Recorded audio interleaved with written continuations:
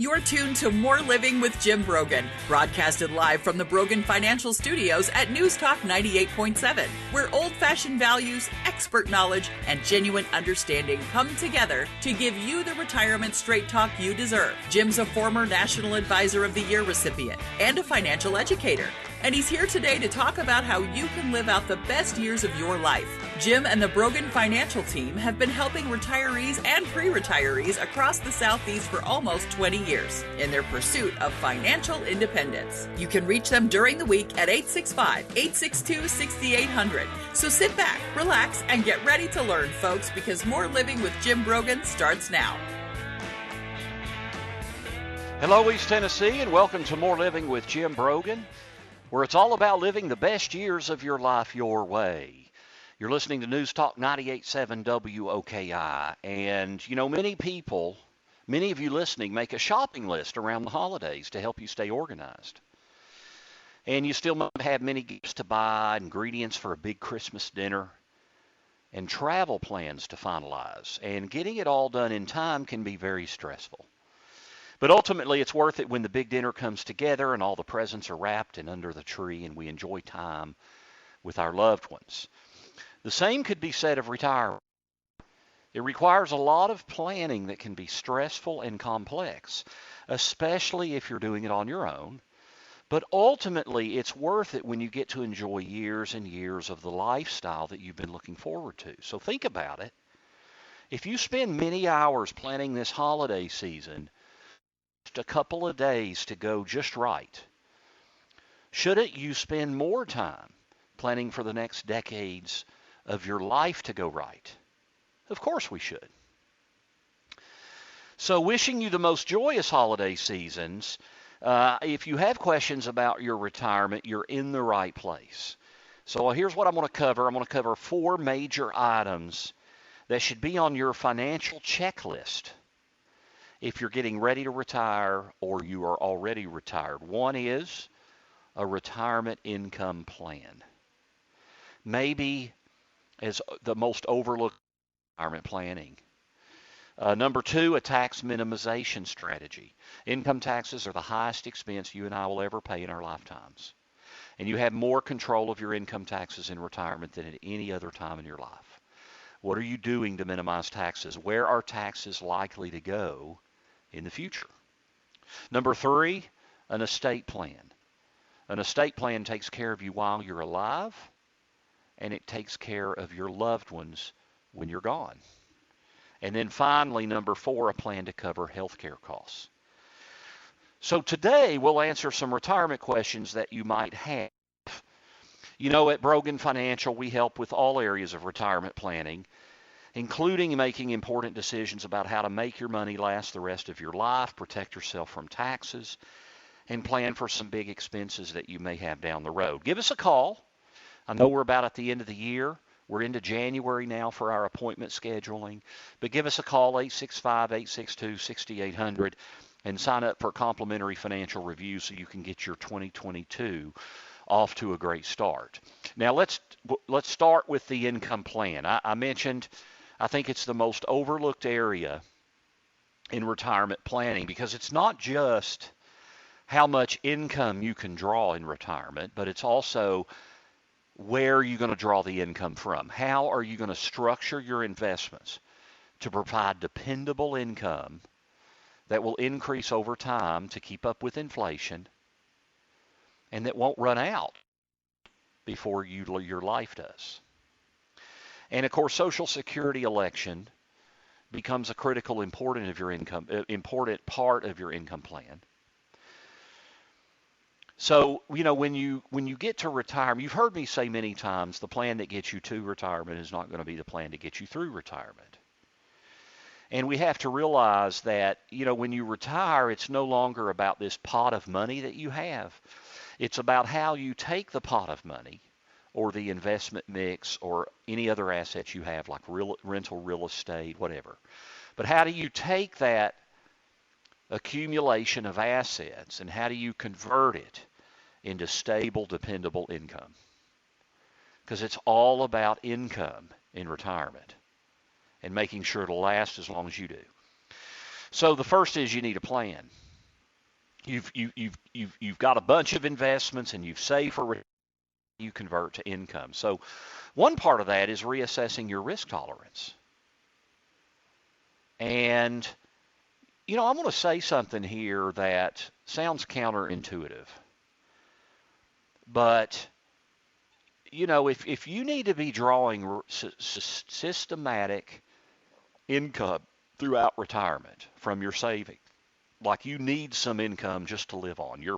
Maybe you've got a pension and Social Security, maybe you've got rental income, but you need to regularly draw from your life savings. You can probably afford more risk to your investments at 85 years old than you can at 65 years old. And that sounds counterintuitive, But you know that old thing people say, hey, subtract your age from 100, and that's the percentage of your money that should be in the stock. Have you heard that?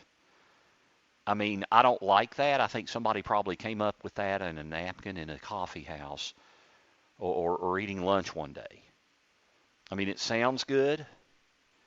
The reality is every single person in retirement needs a different income plan and investment plan based on your needs and your goals and your objectives. And the reality is, and by the way, there's been research on this that has pretty much proven this, that, losing a lot of money in the early years of retirement is much more devastating than losing a lot of money in the later years of retirement. We think, well, Jim, when I'm 85, I shouldn't take as much risk as when I'm 65. And the data doesn't really show that. You can probably afford more risk at 85 than at 65. And think about it this way. If you're 65, you have to plan for potentially a 25 to 30 year lifetime. So if you lose a lot, if you have a big hit for whatever reason, whether it's a big investment downturn or medical costs or something else, if you have a big hit to your asset base in the early years of retirement, that money still has to last you for a long time. So think about how devastating that could be if you don't have things positioned properly to be able to recover from that loss, which I'll get into here in a minute. Whereas if you have a big investment, a big hit to your money at 85, you don't need that money to last as long. So reassessing your risk tolerance as you near and enter retirement is critically important. And structuring income in the early years of retirement where you don't have to depend on market investments. So, you've heard me talk a lot about, hey, think about all of the money you've saved and invested. Think of it as going in one of two buckets of money. You've got a safe money bucket and a risk money bucket. The safe money bucket is very stable or even protected. And then the risk money bucket is not. The risk money bucket is where you get your long-term growth potential. That's where you're going to beat inflation. And you need to in the long haul. The problem is risk market investments. We have no idea what they'll do in the short term. So in retirement, we want to live on the safe money. I call that the live on money. The risk money, we want to leave that alone for growth. I call that leave on money. Because see, if you're living on things that are constantly going up and down, like market investments, where you're having to withdraw from your investments to support, to have income, well, inevitably, those investments will be down and sharply down. And that means when they're down, you're having to sell them off when they're down. And then you spend the money. And then it'll never come back because you've spent it. So you're going to compound your losses. And one of the real keys to wealth management is don't spend an investment loss. It's okay to sell something when it's down and reinvest it, but don't sell it and spend it. So in your income plan, you don't need to be depending on selling securities in order to generate income. Now, if you're getting dividends from stocks, absolutely be rolled into part of your retirement income because you're not selling shares of the stock. But how you structure that retirement income is so critically important. So assessing risk tolerance, inflation, we got real issues with inflation, can eat away at your retirement income. And CDs and savings account and your traditional safe money options just offer very, very little interest. So you've got to have some way to try to get, if you can even get a 3 or 4% return on things that are stable. and that you live on those. But you know, those aren't going to beat inflation over time. So that's where that risk money really needs to work for you. But you just can't depend on market investments in the short term. It's a crapshoot. We have no idea what's going to happen in the short term. And the great thing is, once you turn 59 and a half, many of you listening are going to have a whole lot more investment options. You know, if you're still working and you have a 401k or a 403b, you know, you're limited usually to those 12, 15 investments, whatever's in that 401k plan. You're very, very limited.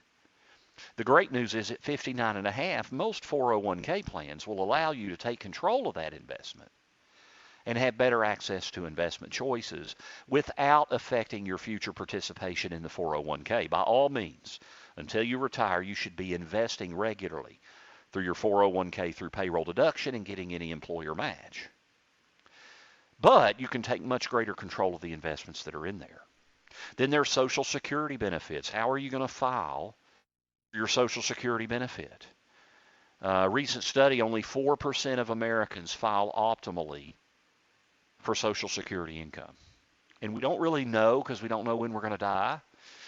But you know what? People are living longer and longer lives. We need to be very calculated and measured with how we strategically draw Social Security income.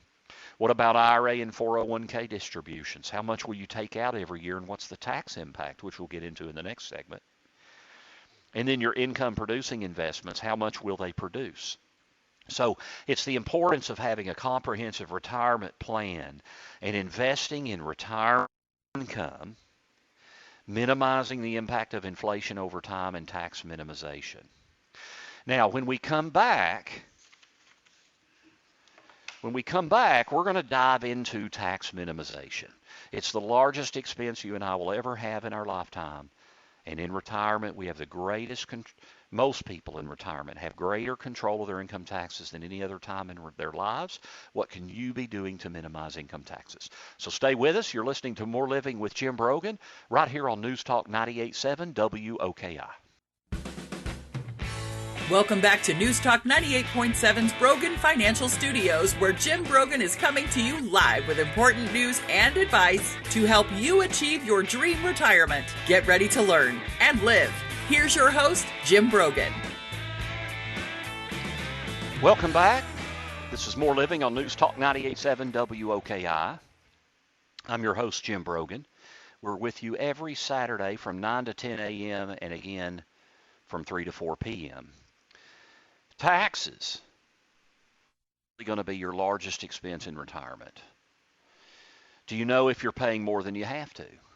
If you're not retired yet, how can you set things up to optimally save money in income taxes?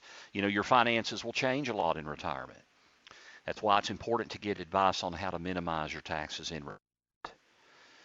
You know, many people think that if their income is lower in retirement, they don't have to worry so much about taxes. But is that really true? You know, taxes don't go away once you stop getting a paycheck, and they could still be pretty high in retirement. And actually, this is something we see a lot. I mean, we see people retire, and certainly once you're 72 years old, your income, your taxable income may be just as high or close to it as what it is when you're working, because of the minimum distributions from your retirement accounts and the income need that you have. I mean, most people I talk to, they don't want to live on half their income in retirement. They don't want to, you know, whatever you're making while you're still working, you don't want to cut that in half when you retire. People want to maintain their same lifestyle, or at least close to it. And so taxes don't go away once you stop getting a paycheck. And number one, we will see higher taxes in the future. Absolutely will. Because the Tax Cuts and Jobs Act expires at the end of 2025. So starting next year, we have 4 more tax years under current law before tax increase. And for many of you, that might be timed more with you getting closer to age 72, when you have to start taking these taxable distributions from your retirement accounts, your required minimum distributions. And by the way, the minimum is, if you're not there yet, it's about 4%. Just use that as a rough figure, not exactly, but it can give you some rough numbers. I mean, if you got $800,000 in your IRA or your 401k, just figure roughly a $32,000 RMD, et cetera, et cetera. You know, up to 85% of your Social Security income can be taxed, and that is means tested. So the amount of taxes we pay on our Social Security income is means tested. The more you make, the more of your Social Security is taxed. Now, under current law, no matter how much you make, at least 15% of your Social Security income is tax-free. I believe that that is likely to change at some point in our future. If you're in your 60s, maybe even if you're in your 70s, I think it's probably going to change where it could be 100% is taxed and none of it is tax-free. And that would be technically not reducing Social Security benefits. That would be just changing the tax of Social Security benefits, because we already have means testing. We have means testing on Social Security income. We have, in terms of the taxation, which is just that's means testing your benefit. We also have means testing with Medicare premium. You know, the more you make, that's reportable on your 1040. Now, that's the key part. That's reportable on your 1040. The more you make, the less government benefit. In terms of more of your Social Security is taxed or you pay a higher Medicare premium. So we want to structure income where we can control that better. You know, for example, if you have a Roth IRA and you take $100 out of your Roth IRA, that doesn't show up on your income tax return. If you go down to the bank and you pull out $100 from your savings account to buy something or to pay for dinner with your spouse, that doesn't show up on your tax return. Now, if you take $100 out of your IRA, that's taxed as ordinary income. If you sell off a stock, you've got a capital gain. If the stock is not inside your IRA, you have a capital gain. Is it a short-term or a long-term gain? Short-term gains are held for less than a year. You're taxed as ordinary income. Long gains are if you hold it for more than a year, you're taxed at long-term gains rate. But the gain on that investment is going to be taxed. So we want to be very intentional about how we position investments to save on income taxes. Now, you know, you don't want to get the cart before the horse. The number one goal, I'll ask you right now today, what is the number one goal of an investment? Is it to save taxes? No, it's to make money. Maybe a better way to say that is it's to make money net of tax. So don't get me wrong, taxes are part of that equation. But the number part of that equation is this a good investment for you to be holding? I've seen people, you know, think about it this way. You put $50,000 into a stock and it's grown to $150,000. So you have a $100,000 long-term gain if you've held it for more than a year. And you say, well, Jim, I don't want to sell that stock. Long-term gains tax. Well, what would be the tax on that? Well, the long-term gains rate the tax rate runs from anywhere from 0% to 23.8%. Most people pay 15%. So let's just say it's a 15% tax on $100,000. It's a $15,000 tax, right? Well, I don't know. Show me a way I can make $100,000 and only pay $15,000 in income taxes. That's a pretty good deal. You know, our internal revenue code incentivizes investment. Long-term capital gains rates are one of the greatest things the IRS has given us. Because for almost all taxpayers, the long-term capital gains rate is almost always going to be better than the ordinary income tax rate. How are you incorporating capital gains tax planning in your retirement plan? Because I'd much rather pay 0 or 15 or 18.8 rather than 10 or 12 or 22 or 24 or 32%. Those are the differences between capital gains rates and ordinary income tax rates. And then we have this sweet spot between retirement age and age 72, Where if you need more income, you've got to decide, where am I going to go for more income? Am I going to pull it from my IRA or from my bank account or from my 401k or from my investment account? And what is the tax implication of pulling out that income? If you get an investment that pays a dividend or interest, or if it's a mutual fund that pays a capital gain distribution at the end of the year, what is the tax implication of that? So, we don't want to get the cart before the horse. The goal is to make money net of tax, but tax is part of that equation. So we don't want to bury our head in the sand. So you want to be very wise with how and you know what? You want to be structuring things today to take advantage of tax rates tomorrow. So for example, I had someone come into my office a couple of months ago. They're getting ready to retire. They're high net worth, meaning they're over 7 figures of net worth, not counting their house. They've got a high amount of investments inside their retirement accounts. They've got a high amount of investments outside the retirement accounts. Now, anything that happens inside of a retirement account, an IRA, a 401k, a 403b, when you pull that money out, it's subject to ordinary income tax. You don't get capital gains treatment. The only exception is if you pull employer stock out of a company plan, 401k, and there's a lot of rules for that. Don't want to go down that rabbit hole today. But everything else, you take money out, it's ordinary income. Well, this client had almost all of their 401k investment was in what we call capital investments, where you invest in something hoping that it will grow in value. Stocks, mutual funds, whatever, ETFs, index funds, things like that. But mainly equities, stocks. But they don't get any long-term gains treatment on any of that because it's in the 401k. Now then, everything outside the 401k was in more income-producing things, CDs, bonds, things like that, where they don't get long-term capital. I mean, you don't buy a CD or a bond for capital appreciation. You buy it for the dividends it pays. And that's part of the total return, but you're not really buying those things for capital appreciation.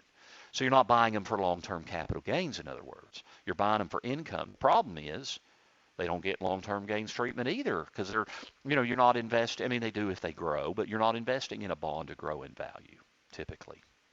So, I mean, you could get a little bit of growth, but that's not the primary purpose of a CD or a bond. So, this couple had things, they weren't positioned now to be able to take advantage of our long-term capital gains rates 2, 3, 4 years from now when they're retired and their taxable income drops off. So we need to do things, you may need to do some things today with your investments to be sure to position things that in 2, 3, 4 years you can take advantage of long-term capital gains tax rates. And that's critically important. You can also then take advantage of losses. For example, last year, 2020, the stock market was up. Most asset classes were up.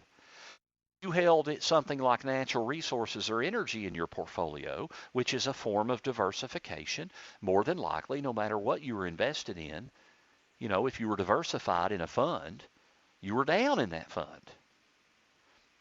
Well, so you could sell that fund, take a loss, and buy another resource fund. So stay in the position. You don't want to, you probably still would want to be in that position at the end of last year, but you can take the capital loss.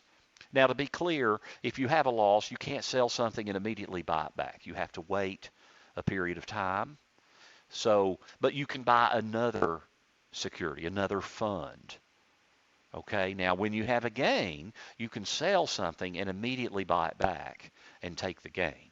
Uncle Sam would be happy for you to take the gain. But you know what? We help our clients take gains at a very, very low tax rate. And many times it's 0% for capital gains. So all of this is critically important. I guess the takeaway here is, the biggest one is, The sweet spot from retirement age to age 72 is your biggest opportunity to save on income taxes. If you're still working, you may need to be positioning some investments now to take advantage of those opportunities when you are retired. And then also and it's things like capital gains, things like Roth conversion, and all of these things.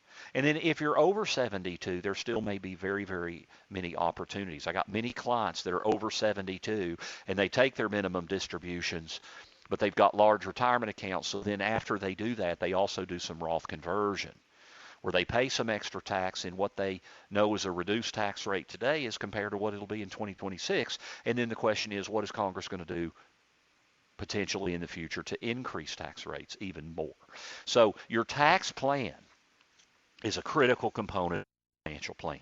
Now, we talk about this all the time in my classes. My next class at the University of Tennessee is February 1st and February the 8th.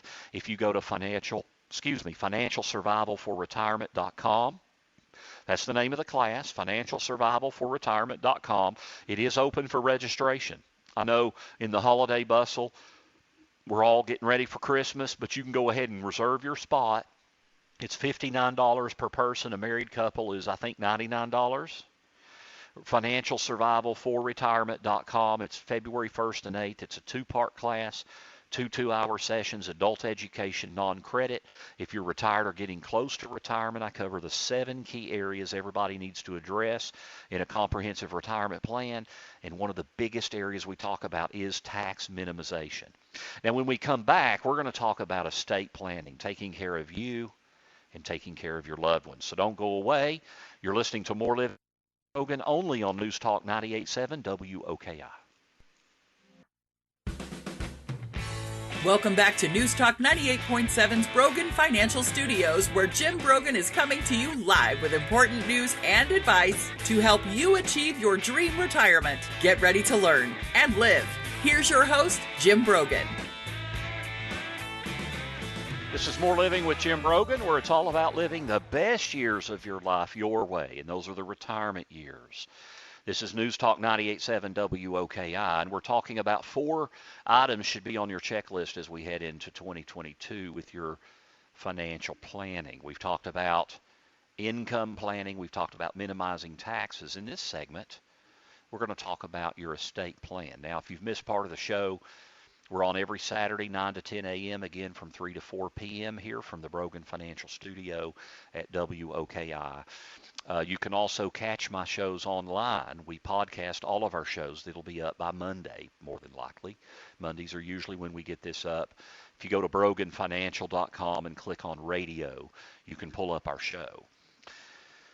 You know, this time of year, we remember how much we value our loved ones and find joy in giving them gifts. And, you know, gift giving is one of my 5 love languages. Dee Dee and I, we believe in the 5 love languages. Gary Chapman, the author and well-known Christian couple supporter. I'm a big gift giver. It just gives me a lot of joy to see the impact in other people's lives, see the impact in the causes I like to give to, church and charity. All of those things. But have you given your kids or your family a gift of an estate plan? Without one, your loved ones could have more difficult times, yes, while you're alive, and then also upon your passing, dealing with complex financial and legal questions. So no matter what you plan to pass on to your loved ones, it's important to have an estate plan. And I get asked sometimes, Jim, you know, do I need an estate plan? You might be older and you don't have many assets, or you might be younger starting out in life. Do you need an estate plan? And my answer to that is, if you own something and you love somebody, you need an estate plan. Now, the most fundamental part of an estate plan is actually taking care of you while you're alive. And making sure an undue burden doesn't fall on your kids. And that's having your powers of attorney in place is part of that. Your powers of attorney, there are 2 of them. One for medical. So that's for someone to make your medical decisions when you cannot. And then the other is financial, someone to pay your bills and administer your affairs when you cannot. And if you don't have those in place, you could really have problems. This is where if you remember the name from years ago, Terry Schiavo in Florida. See, she was incapacitated. She had no hope for recovery. She had no medical power of attorney. Now, she was married, but she also had parents that were alive. And the husband and the parents disagreed on the right course for her. So we had a big legal battle, made big headlines. So on the medical, that can be critically important. Also on the financial.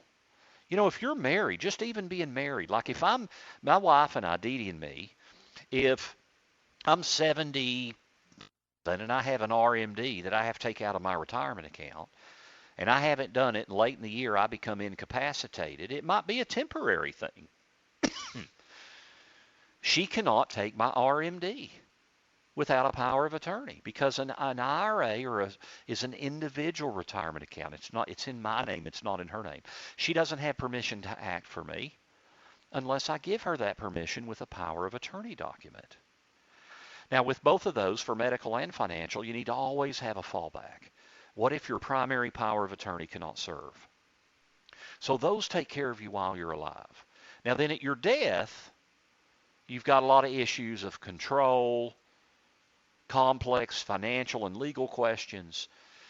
So, when we hear the phrase estate planning, many people think mainly about taxes, and I do want to cover that. The estate tax is the oldest tax on the books. When we look at federal, state, and local taxes in East Tennessee, I think the oldest one is the estate tax. And, estates have been taxed for years and years and years. But as of right now, you can pass close to $12 million to a loved one than your spouse with no estate tax. There might be income tax like on an IRA or a 401k, but there's no estate tax. Now, if you own life insurance, the life insurance is part of your estate if you own it in your name. So be sure you're adding in that amount. But that's a pretty big number. And a married couple can pass double that, which is $23.4 million as of this year. And that number's going up every year. However, it's going to be basically cut in half in 2026. It's going to go down to what at that time is probably going to be right around $6 million per person. That starts to make a little bit more of an impact on people. And then Congress is continuing to discuss wanting to reduce the amount you can pass to your family without an estate tax. And I think that's a pretty substantial risk, that it could go down to 3.5. Would it go down beyond there? I don't know. And I don't know that it'll go to 3.5 million.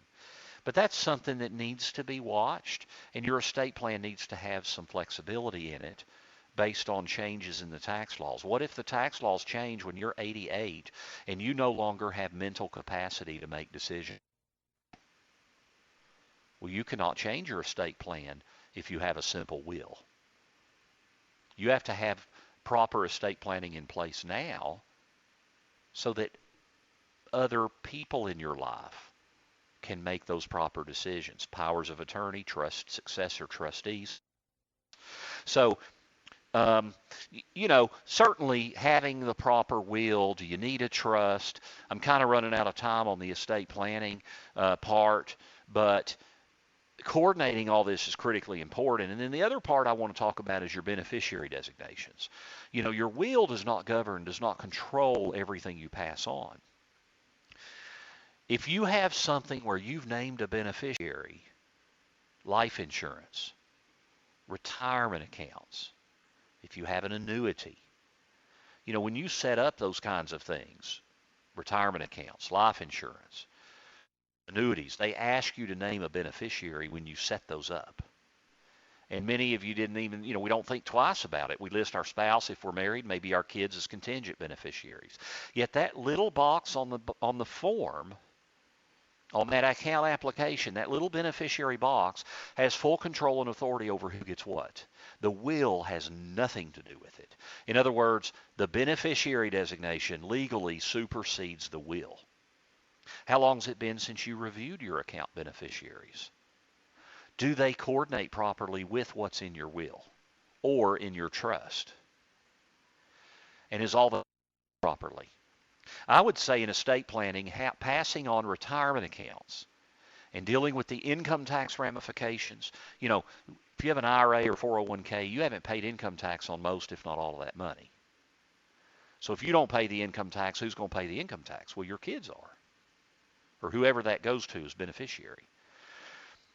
And then the beneficiary designations are driving that. I'd say this is the most overlooked area in estate planning today. Even people that do a lot of legal planning with their attorney come into my office and they haven't really addressed their beneficiary designations. Okay, so that's very important to coordinate all of that.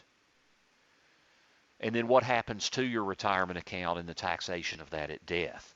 So tax minimization, is a will sufficient, or do you need a trust? What about late in life planning? A trust provides more flexibility if you have a high net worth. What if you're divorced or remarried? What controls do you need in place for a surviving spouse if you have a blended family? Are you giving to charity in your estate plan? And if you're giving to church or charity, how are you going to be efficient with your dollars from a tax perspective with your charity giving at death? So estate planning can be complicated. There's taxes, there's legal, there's taking care of you, there's the personal side. You know, when you pass your estate to your kids, it should be about impact. You know, we focus so much on the assets, but it really should be the impact of your life and the values you've raised your kids with and that you've imparted upon them. So be sure you have an estate plan that's coordinated with everything that you're doing. Now, to be clear, I'm not an attorney. I am certified in estate and trust services. So at Brogan Financial, we can help our clients connect all these dots and get them maybe 60, 70% of the way there. Ultimately, you will need an attorney. Okay, but we can coordinate that with your attorney, make sure everything's connected and you don't miss opportunities. Now, when we come back for our final segment, healthcare costs. The average retired couple today at 65 years old is expected to spend about $300,000 out of pocket in their retirement on medical expenses, and this does not include the risk of long-term health care. So stay with us as we'll talk about healthcare costs.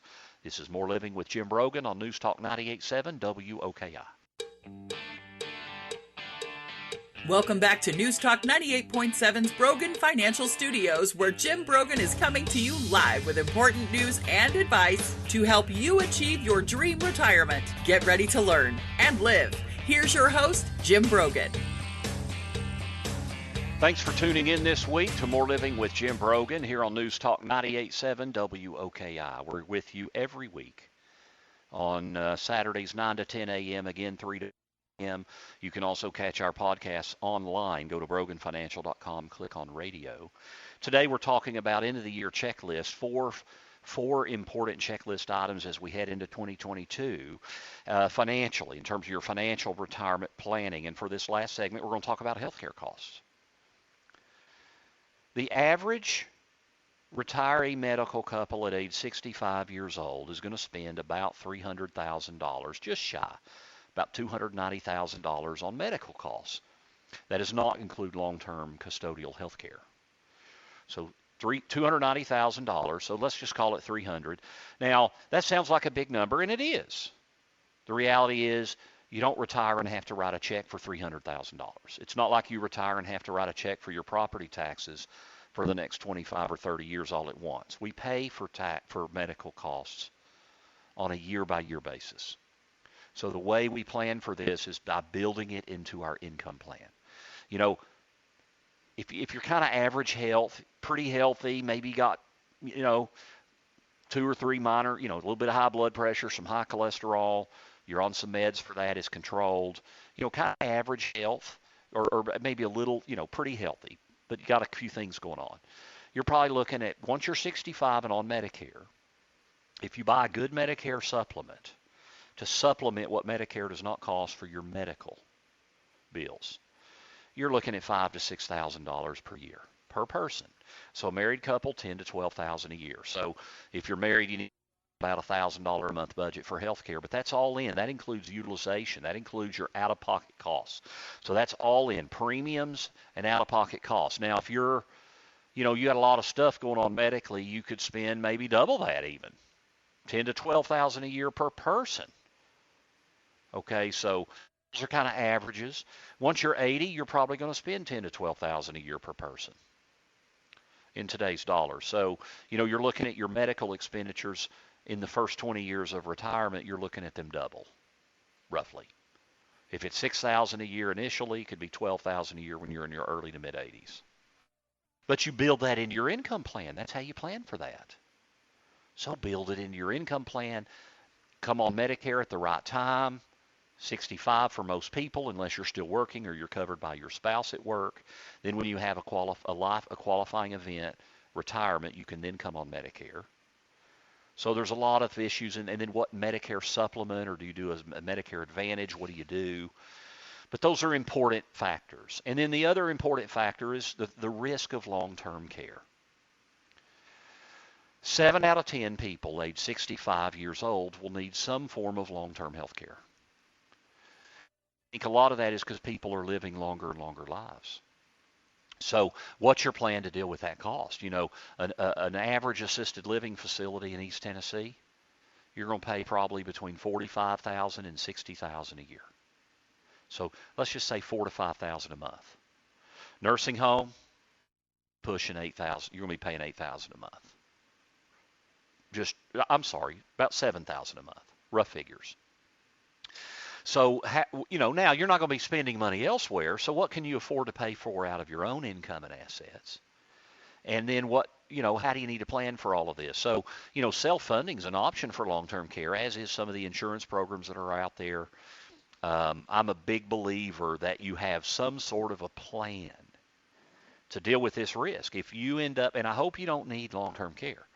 If you do, who else's life would potentially change forever? Unfortunately, would you believe it or not that when one spouse has to have long-term care, more often than not, the healthy spouse dies first because of the mental and physical toll of being a primary caregiver? But if you have the resources in place, either the personal assets and income or insurance in place to cover those needs, your primary care is merely going to supervise the care and not actually have to provide the care. So it doesn't change your daughter's or your son's life forever. But getting your arms around the different healthcare costs, both traditional medical costs and the risk of long-term care, is a critical component of a financial plan. So today we've discussed greater wealth provides for more living so you can live the best years of your life your way. Now, next week we will be taking the week off. You'll be listening to a great day of Christmas music. It's hard to believe it will be Christmas Day. We'll be back with you on New Year's Day in 2 weeks. I hope you have a very blessed Christmas season with your family and your loved ones. Remember those that have a difficult time at this time of year. God bless you. Have a blessed Merry Christmas and Happy New Year. This is More Living with Jim Brogan. You've been listening to News Talk 98.7 WOKI. Have a blessed weekend. The views expressed by Jim Brogan and his guests are not that of Cumulus Media. Any discussion of financial, legal, and tax planning strategies is not intended to be individualized advice and is general in nature. Always consult with your advisor for advice specific to your needs. This program's content does not represent a recommendation of any particular security, strategy, or investment by Jim Brogan or Brogan Financial Incorporated.